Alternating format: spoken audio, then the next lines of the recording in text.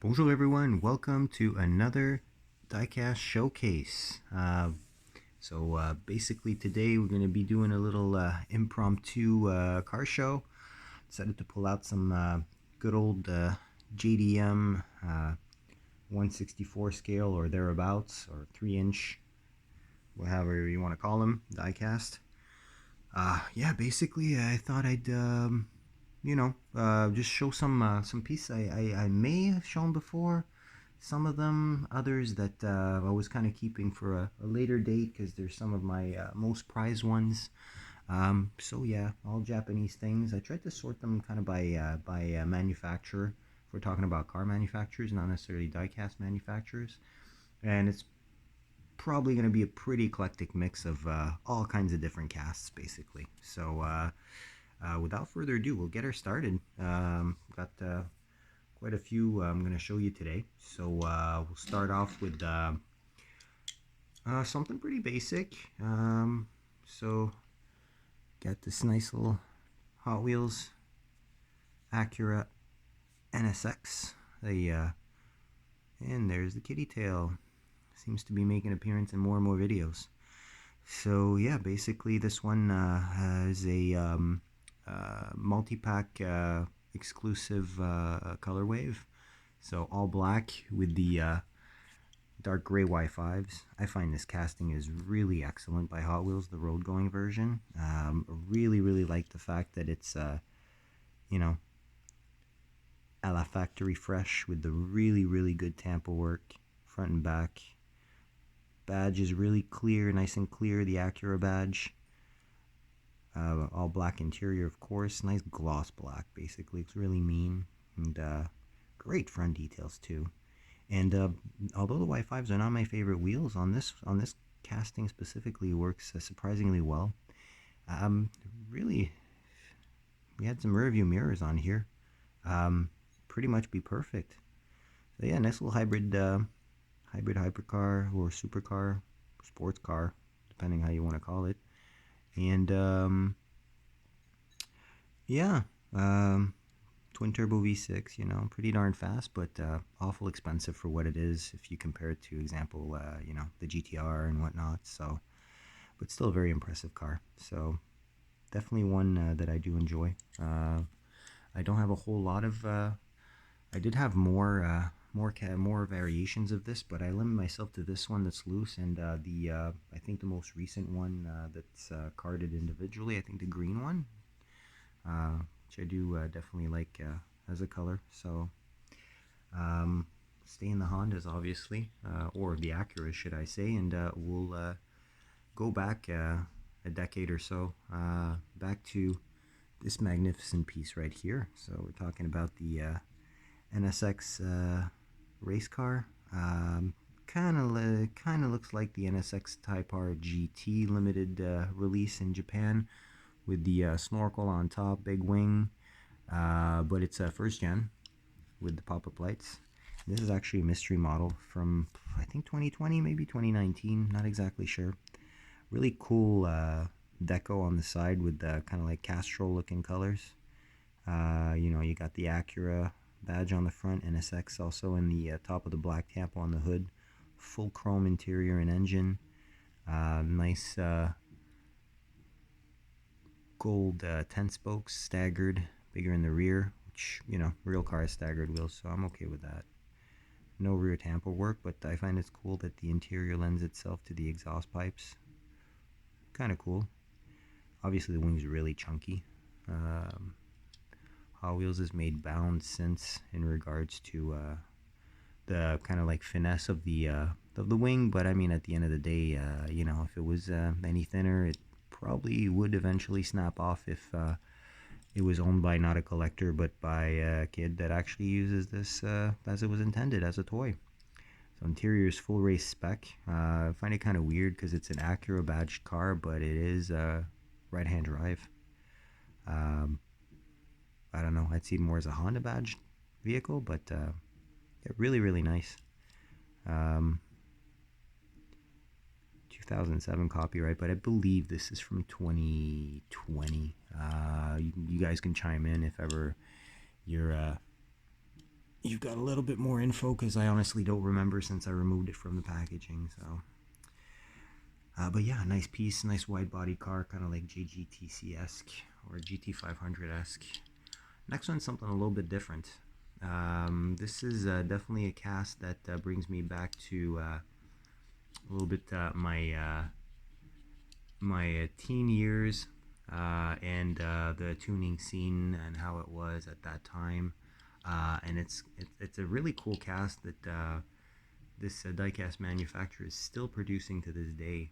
We are actually talking about the 1996 Honda Accord. I believe this would be a CB7 chassis code Honda Accord. Was a popular tuner car, you know, for people that didn't want to necessarily buy a Prelude or a Teggy or a Civic way back when. You know, more space, less costly insurance premiums for young drivers. You know, and a little bit more sedate looking, so not as obvious to the cops. I guess if you're doing whatever shenanigans we used to do when we were younger. So, very nice cast. Obviously, the big gripe I have against this one is really just the offset of the wheels. But I mean, you push them out a little bit and, you know, looks good. But that's really tucked. So, yeah. This is actually a fairly early release of this cast, and it's done in the kind of Euro lowrider type of thing, like the import lowrider, which was kind of a scene back in the late 90s, early 2000s, where lowrider-esque type paint jobs and wheel choice were added to import cars. Didn't really survive the test of time, but, you know, I find it's a cool little tidbit of way back when. So yeah, you got the really nice pearl white paint with the gold wheels that actually match the gold base on here. Mind you, this has been loose for probably 15 years, so as you can see, the base has tarnished a little bit. Although there's not a nick on this car, basically it's all clean. The only nick that I could possibly find, you probably see it a little bit on the roof here, and that was actually like that when it came out of the package. So this is way back when I was opening everything at that point, as I've mentioned in a few videos. No longer do, but you can see here you've got the projector style headlights, the groovy graphics continuing on the hood, and the Altezza style lights in the back. Now, how far back does that bring you? Got obviously the exhaust pipe that's gold as well, since it's part of the base. And yeah, twin 5 spokes with a kind of dubious offset, but you know, fairly cool looking wheels. And what I find really funny about this one is the fact that it has a kind of like maroon ox blood colored interior, which is reminiscent of the generation of Accord just before this one, the 93 and under, which a lot of them came with that kind of like a dark red interior, the velour. You've got the rear view mirrors, as you can see, and there is, or is there? Yeah, there is actually a dab of silver paint on there just to mimic the lens. So very well detailed model, honestly, and it's pretty heavy. Despite the fact that it's a plastic base, it's really heavy. Sorry about the light effects there. As you can see, camera doesn't like the reverberation of that gold, very shiny base, or mostly shiny base. So yeah, this is really one that brings me back. Bought this when they just stopped being cool, so I really paid peanuts for it. So eventually I'll probably buy a few more of these, a few more color variations of these to get a clean one that I really like.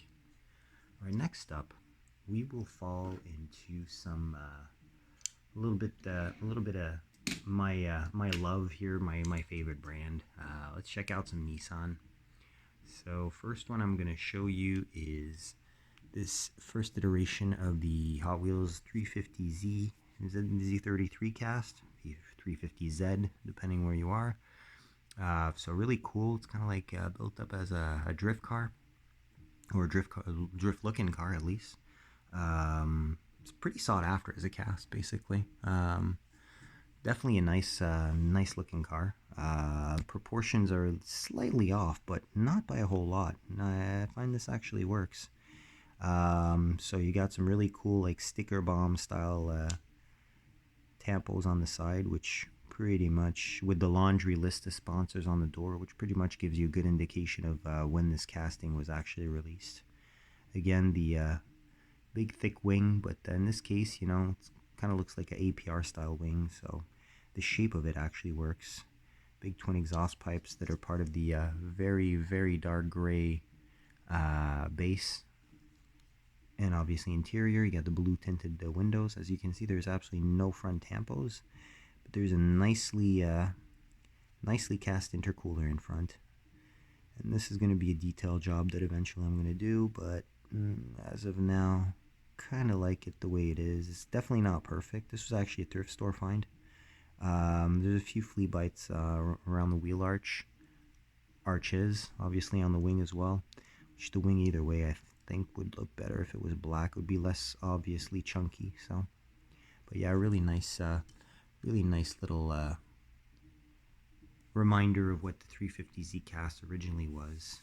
And speaking of, the original cast for the R32 GTR Skyline was definitely something that was, you know, very. Actually, they just released, I believe, a Legends Tour version of it. That cast still being used today, which is kind of cool. But you know, very wide body, a little wide body at least. You know, with the body kit and everything like that. I really love the fact that eventually we actually got a revised casting that is so much cleaner. So here's the my loose R32 GTR Godzilla. So it's the blue variation with the Yokohama side tampo. So yeah, I really like this casting because it's pretty much the car basically in my top three JDM cars, along with the FDR X7 and the AE86 Corolla. So this one I slightly detailed. So I actually added the front end, which was sorely lacking on the original. Tampo works done in the rear and in the side, but not in the front. Three tampo pass rule. So yeah, just did some front lights, blacked out the grill, and just added a little exhaust detail on the back here, and that's pretty much it. Full tampo work in the back's done. Although this one I find is a little bit blurry, so I don't know if they're all like this. Again, if you have this cast, take a look at the rear. Tell me if the tampo works a little bit smudged, especially on the line where the top of the bumper is. I don't know. It's really it's kind of hazy. Same for the rear lights, which are slightly off. GTR badge is fine though, so I don't know. But this is a really cool one. It's pretty clean livery as well. You just got a little tiny Hot Wheels logo under that little stripe that's very reminiscent of the mid to late 2000s. And that little Yokohama sticker, which works perfectly with this car, you know. Rolling on Advans. Silver or chrome lipped PR5s. Black spokes. Good looking car. It's the kind of car you would expect to see like a tuner car from I don't know, about 10 to 15 years ago. This is how they would have been done up. So if we're talking about somebody keeping it clean. But yeah, really nice car. Definitely enjoy that one a lot. I mean, looks great next to the Z.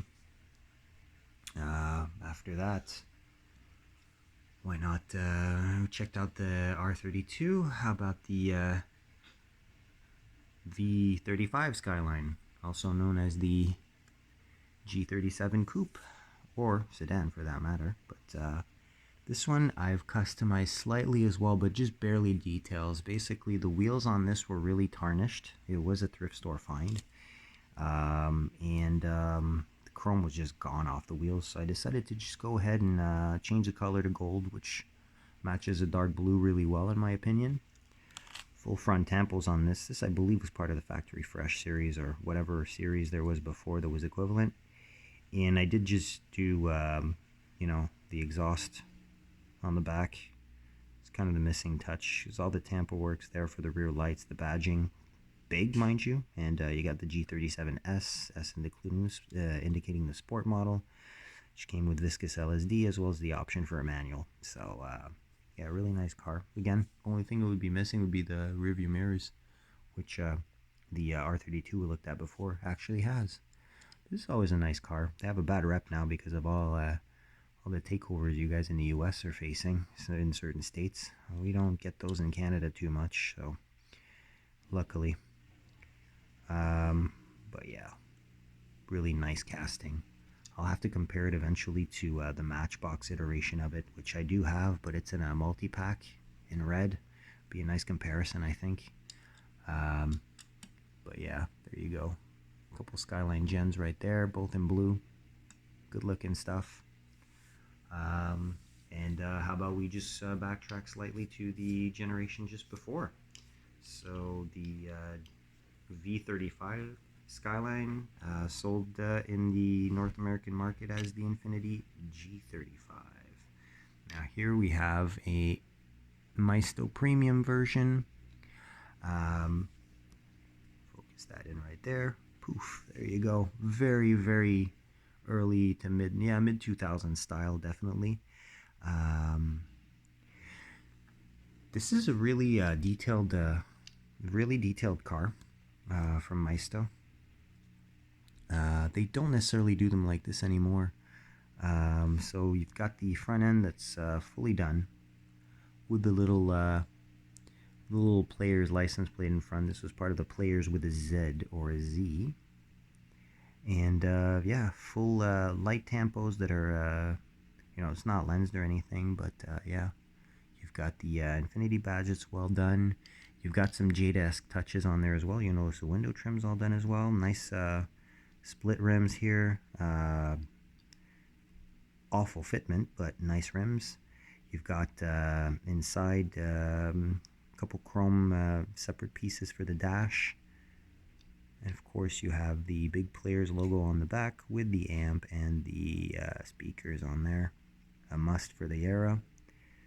Nice chrome tailpipes. Twin tailpipes that actually look like the stock exhaust. Infiniti badging is all there, as are the painted lights.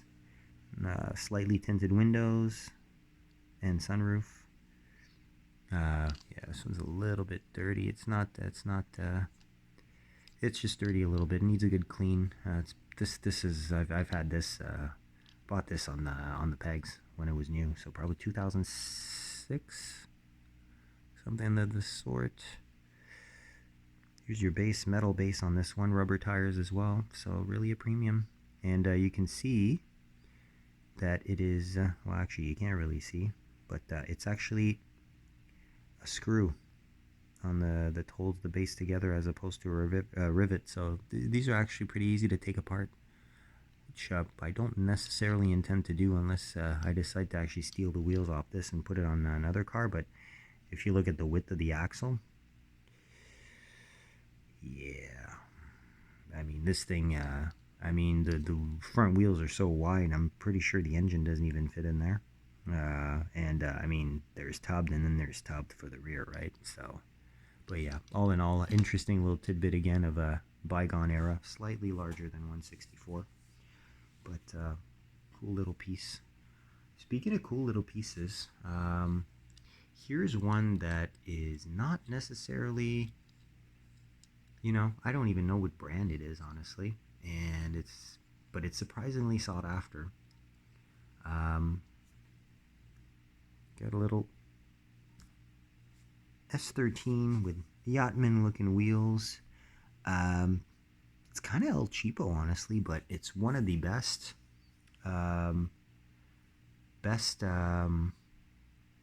S13 casts that I have, at least, if not the best. And it's surprisingly accurate. I'll show you why later, but just in scale, it is exactly 164.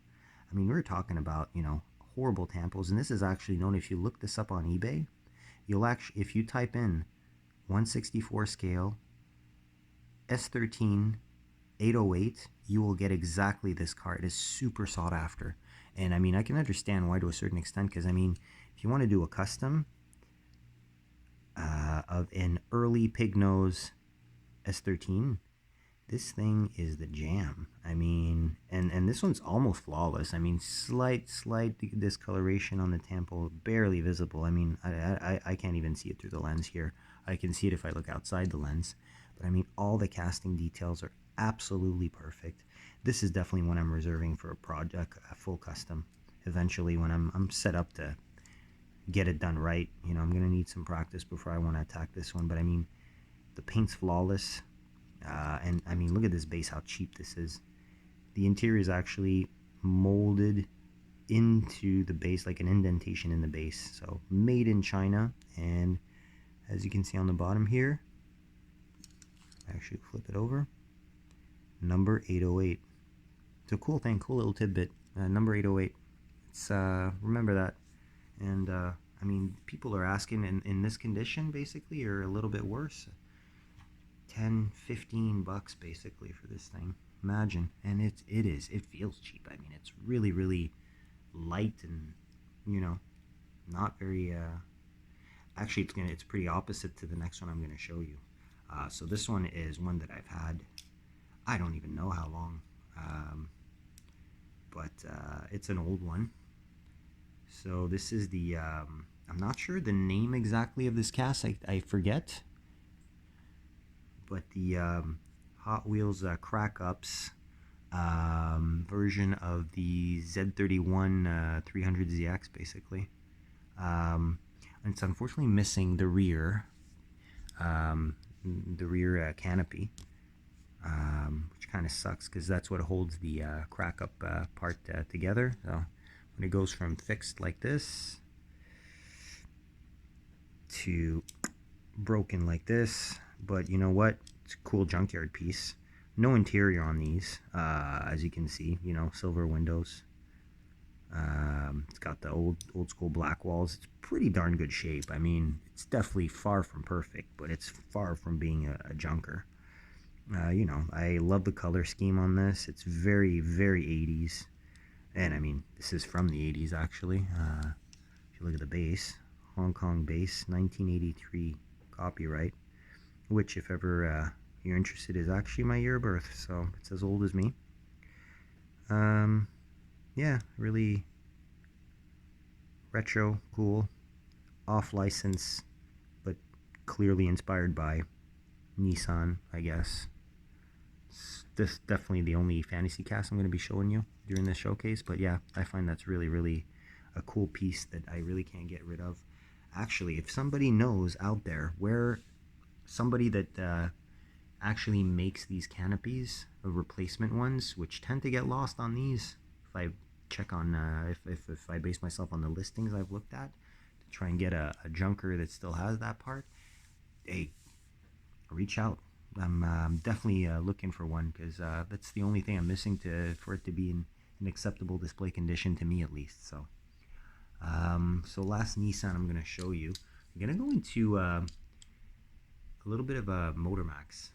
And Motormax is an interesting brand to me because they have so many castings that either nobody else makes, you know, in a very attainable, you know, kind of cheap version, and at the same time also have release castings that are now just being, you know, done by example Hot Wheels or whatnot, that may have been delved into by Matchbox or whatnot. But this is a really cool little piece, I find.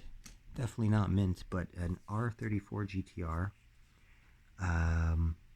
Yeah, in silver. Horrible wheels. Horrible wheels, but you know, the cast itself is actually pretty darn good. I mean, it just needs a drop in wheels and a little bit of detail. Obviously, this one needs probably a new paint, but I mean, all the details are there. You know, you got the surprisingly left-hand drive conversion on this, which I find is kind of funny. And what's funny as well is that Motormax does make actually did. I used to have that one. I actually gave it as a gift to my brother because he loves Skylines. GTRs are his favorite car, or his dream car. I actually had a 1/18 scale of this. Same spec. Obviously way better detailed there. And it was also left-hand drive. that's kind of why I gave it away, because I thought it kind of took away from the JDM-ness of the whole thing. But I mean, there's a lot of details. You've got some rear tampos. The stock exhaust is well replicated. The wing's pretty well done, honestly. It's not too thick, not too bad. The posts are thick, but the wing itself is not too thick. You even have that rear wiper on the back. It's kind of nice. Yeah, a really nice base for a custom as well. So another one of my projects, basically, future projects, should I say? And staying in the same brand. How about another JDM hero? There you go. JZA80 Supra. I mean, yeah, that's a Supra. First and foremost, let's address the elephant in the room. What the heck is up with this mirror placement? Don't ask me, ask Motormax, I don't know. But besides that, honestly, the cast is pretty darn decent. Again, those same ugly wheels, but you've got like the side markers are an interesting touch, because that's definitely not American spec, where there was only the ones on the bumpers, and normally the ones that have the ones on the bumpers don't have the side indicator, the wing indicators. And if it was a Euro version, there would also be a small hood scoop, which is not there. But all in all, you've got very basic front tampo work with the big Toyota emblem, way too big. And you've got some rear light tampos, which you cannot really see a whole lot. But again, look at that wing. It's not bad. It's really not bad. Stock style exhaust. Again, wheels drop and a little bit of detailing. And this thing would be pretty rad already. And this one's in much better condition than the Skyline. You've got a little bit of wear on the hood here, and on the tip of the mirrors, which is typical. But yeah. Besides that, it's pretty clean. Just needs a good buff, and we're good to go. So yeah, I mean, find that cool, because you got basically two cars that Paul Walker drove in the Fast and Furious. First one Supra, second one GTR 34. Pretty cool. I like these oddball casts.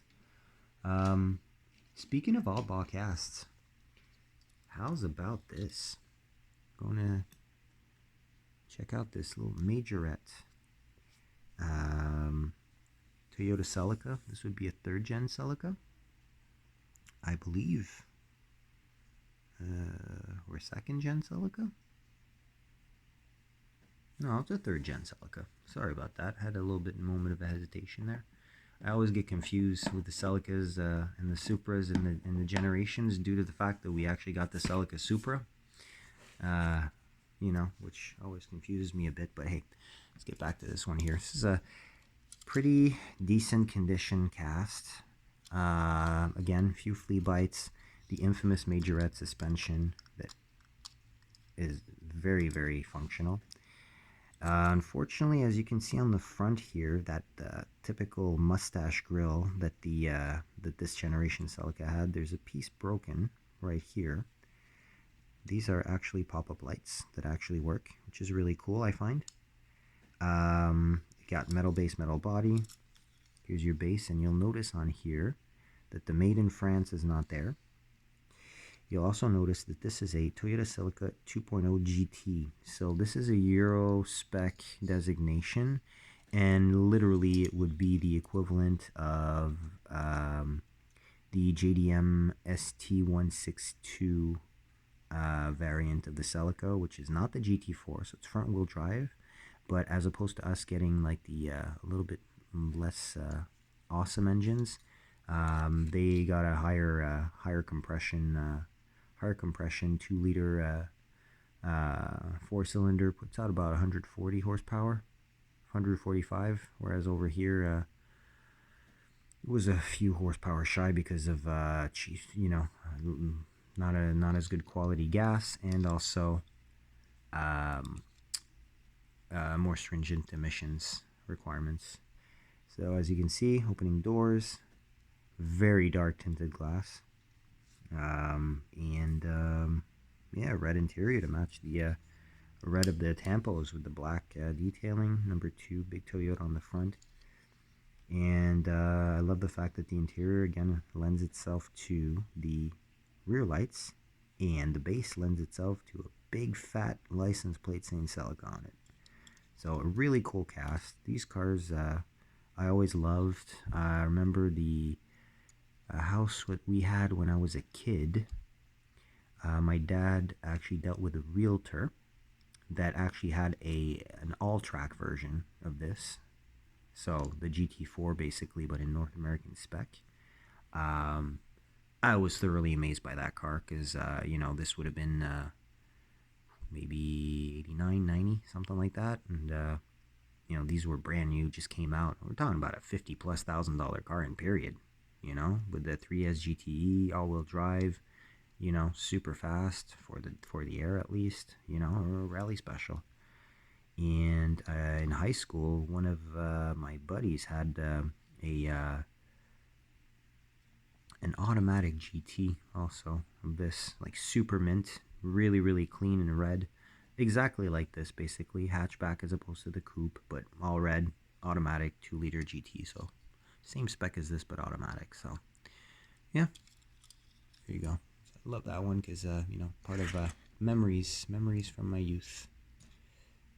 But, you'll know now since you know how old I am that that's kind of far away. Staying in the Celicas. How about this one? Pikes Peak Celica. This was a recent thrift store find, actually. I've been looking for a version of this cast for quite some time that is kind of liveried, not, full Hot Wheels livery. I would have loved to get the first edition, the yellow Pennzoil livery, I believe. Is it Pennzoil? I think it's Pennzoil livery. Or I could be mistaken with that the Skyline JGTC car. I'm not sure. I don't remember. But yeah, there's also Pikes Peak Tacoma, basically, that has the same livery. Those two are grail pieces to me because they bring me right back to the Pikes Peak before it was fully paved. Definitely a really cool car. So this one is in excellent, excellent condition for a loose car from a thrift store bag. Wheels pretty much have all their shine. Tampa work is interesting. I had not seen this version before. Mind you, I didn't research much. I'll be honest, and I did add the two front lights there in the middle. A little dab of silver.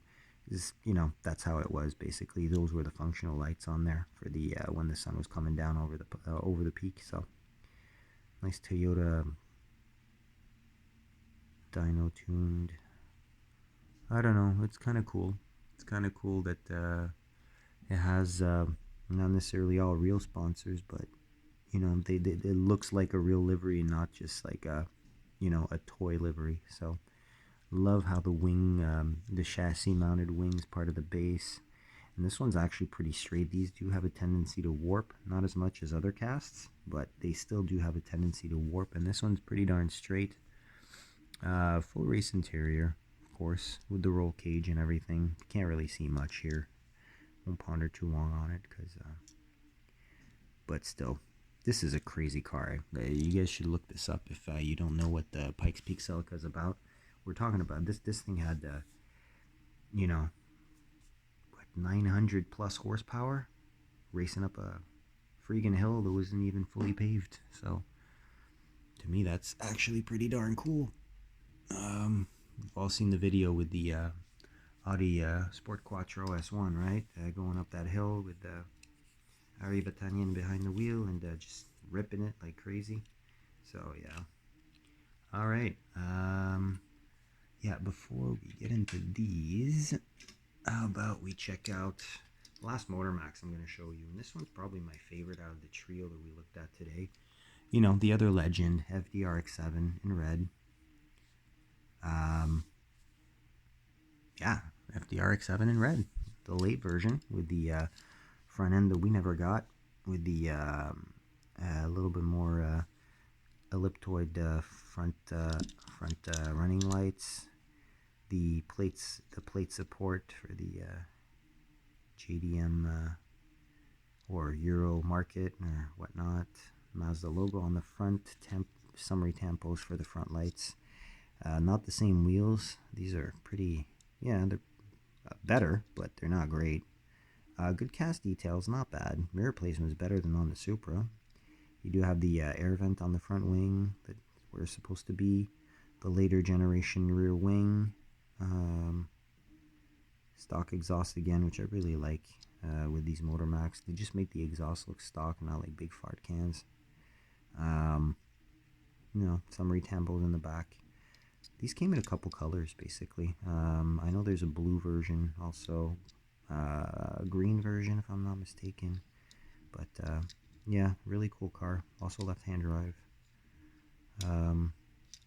Good-looking cast, honestly. Another candidate for a custom, basically, that eventually will happen.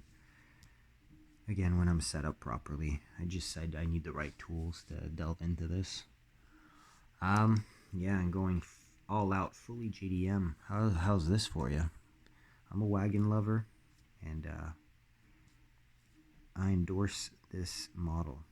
We're looking at the Subaru Legacy Sport Wagon from Tomica. Basic Tomica. Oh boy, sorry about that. Reposition this a little bit. Yeah, so basic Tomica. Just, your regular Tomica style wheels that normally come either with 4 slots or 5 slots. This one's the 4-slot variant. Normally we see more on more pedestrian or older vehicles that Tomica makes replicas of, but yep, so chrome front lights, which is something that we see pretty often. Got the hood scoop, which would indicate this is a turbo model with the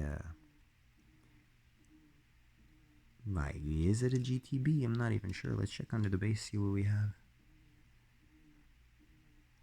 There we go. So 2000 copyright, just written Subaru Legacy. 1/60th scale. Number 18, made in China. Plastic base, plastic wheels, tampoed back, opening doors.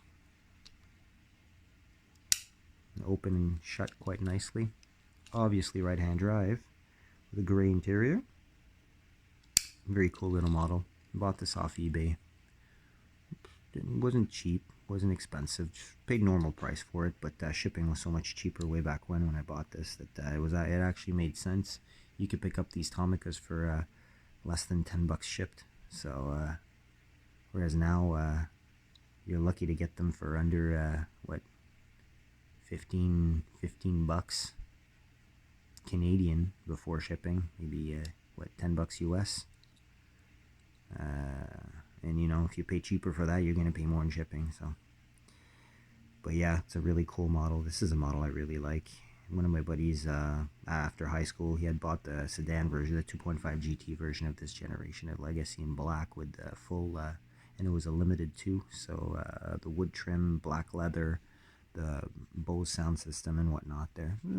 Kind of a big deal. Pretty slow, but it was fun to drive and it sounded great, especially with a manual. So, but yeah, I really do have a particular affection for this model, especially the Blitzen, B4 Blitzen. You guys don't know what that is. Look it up. It's pretty interesting. A lot of interesting styling cues. Like factory tune model of this car. So yeah, I'll make sure that doesn't roll away. Let's see. Go a little bit more high end here with this beautiful piece. I'll move that forward just a little bit. This is the Bug-Eye WRX STI. This is a Spec C, and it is an auto art piece. So this, you will be hard pressed to find any issues if we're talking about detailing. Now check this out. 1/64 scale. Look how fine the details are on this. Side indicators that are painted in. Very, very accurate wheels. These are really popular with the JDM part shops. Well done rear lights. All the appropriate badging in the back. I mean, the only thing I find as a reproach basically is could use a touch of silver on the back of these mirrors here to replicate glass. Maybe a dab of silver for the exhaust pipe, but I am in no way, shape, or form changing anything about this. These are actually No, these are tampoed in. These are tampoed lights, but they're very, very well detailed tampoed lights. And the Spec C had the projector style lights, which very well done. The infamous hood scoop. And the Spec C came with the low rise WRX style wing, which actually didn't hinder top speed as much, since the biggest limiting factor in the Impreza's top speed is really aerodynamics, basically. Closed window car, very detailed interior, although it's all black, so you can't really see much, but you know, it's really, really well done. It's a light car, it's very light, plastic base, as you can see. It's very, very hard.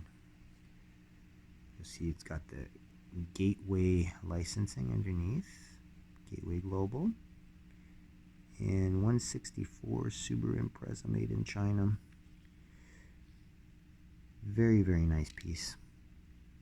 I do have a 143 scale version of this wagon, but it's there's a few broken bits on it, unfortunately. So if I find all the bits, I'll definitely put it back together and showcase it in an alternate video. But in this case, this is the one we're checking out today, and we're gonna check out next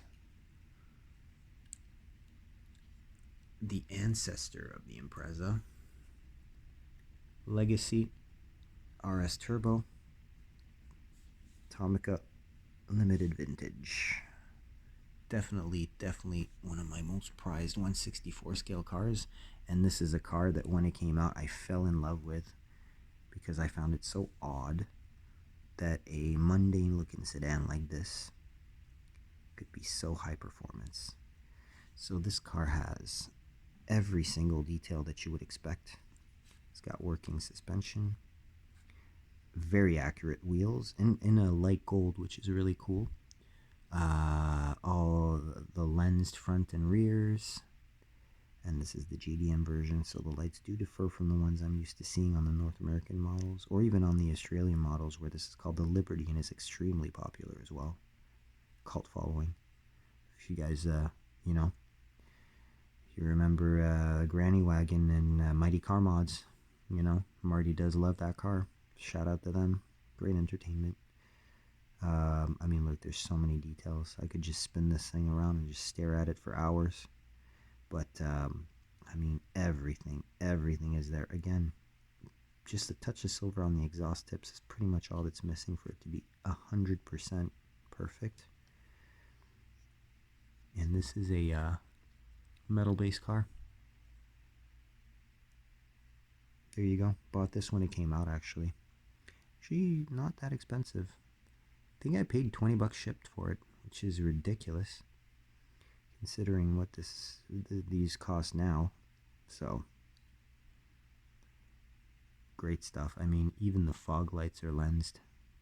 Can you believe that? 164 rubber tires, literally really greatly sprung suspension as well. So smooth too. And last piece we're going to be checking out today.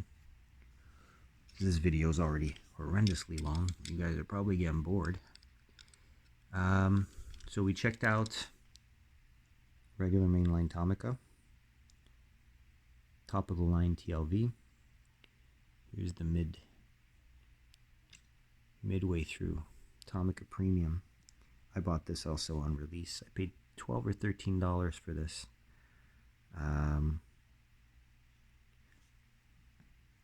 3000 GT.